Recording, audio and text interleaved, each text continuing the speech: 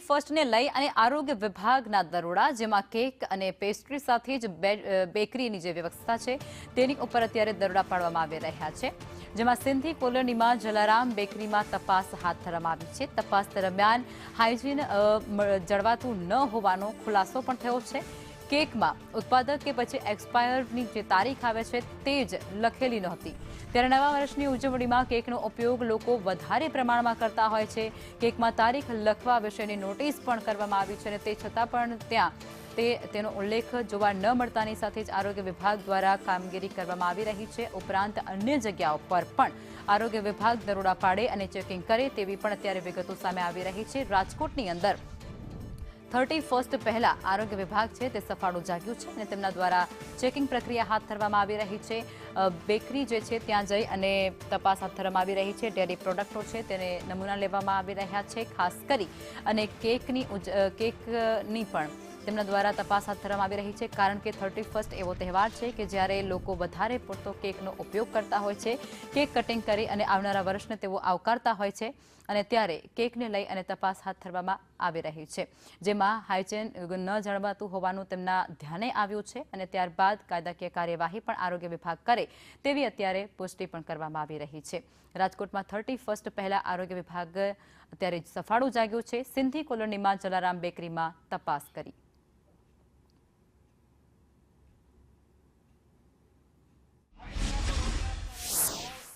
નવા વર્ષની ઉજવણી કેક સહિતની વસ્તુથી થતી હોય છે, ત્યારે રાજકોટનું જે આરોગ્ય વિભાગ છે તેના દ્વારા જે બેકર આઇટમ છે તેને લઈને અત્યારે ચેકિંગ હાથ ધરવામાં આવ્યું છે। શું કહેશો, શેનું ચેકિંગ હાથ ધરવામાં આવ્યું છે? રાજકોટ મહાનગરપાલિકા દ્વારા છેલ્લા 15 દિવસથી ક્રિસમસ તેમજ 31 ડિસેમ્બરની લક્ષીને જે કેક પેસ્ટ્રીનું વધારે વેચાણ થતું હોય એટલે મેન્યુફેક્ચર યુનિટ તેમજ રિટેલનું ચેકિંગ ચાલી રહ્યું છે અને નમૂના પણ લેવામાં આવી રહ્યા છે। આજ રોજ જંકશન પ્લોટ રેફ્યુજી કોલોનીમાં આવેલ જય જલારામ બેકરીમાં ચેકિંગ ચાલી રહ્યું છે। ખાસ કરીને આપણે કઈ પ્રોડક્ટનું અત્યારે ચેકિંગ કર્યું, કઈ શંકાસ્પદ મળી આવ્યું છે? આપણે અત્યારે છે એનો પ્લાન્ટ જોડે મેન્યુફેક્ચર યુનિટ છે, નીચે કેક છે, ઉપર અહીંયા જે આ બીજા જે આના પાઉં ને એનું જે ઉત્પાદન થઈ રહ્યું છે ત્યાં હાઇજીનની કન્ડિશન તેમજ રો મટીરિયલ અને ફિનિશ પ્રોડક્ટ બાબતે તપાસ કરવામાં આવી રહી છે। અત્યારે કઈ જે આપણી પ્રાથમિક તપાસ છે એમાં શંકાસ્પદ મળી આવ્યું કઈ? પ્રાથમિક તપાસમાં અત્યારે શંકાસ્પદ કંઈ નથી મળેલું, પણ જે નીચે કેક જે છે એ કેક ઉપર એ લોકો યુઝ બાય ડેટ લગાડવાની છે એ અત્યારે લગાડેલી જણાતી નથી। ખાસ કરીને જે આ કેક છે ને બ્રેડ છે, આની ઓળખ કઈ રીતે થતી હોય? જે કેક છે એને સ્ટોરેજમાં રાખવામાં આવેલી હોય છે અને આને અત્યારે આનું પ્રોડક્શન હજુ એનું પ્રોસેસ ચાલુ છે।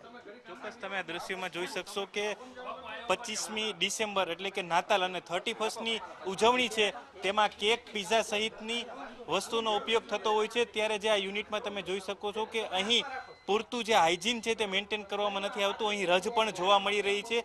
જે આ જલારામ બેકરી છે તેનું આ યુનિટ છે, આરોગ્ય વિભાગ દ્વારા 31ને લઈને અત્યારે અલગ અલગ બેકરીઓ છે ત્યાં ચેકિંગ હાથ ધરવામાં આવ્યું છે। ત્યારે જે આ જલારામ બેકરી છે તેમાં કેક સહિતની જે પ્રોડક્ટ છે તેમાં મેન્યુફેક્ચર કે એક્સપાયર ડેટ છે તે દેખાડવામાં નથી આવી, તેને લઈને આરોગ્ય વિભાગ છે તેના દ્વારા નોટિસ પણ ફટકારવામાં આવશે। કેમેરામેન વિપુલ બોરીચા સાથે દિવ્યેશ જોશી, સંદેશ ન્યૂઝ, રાજકોટ।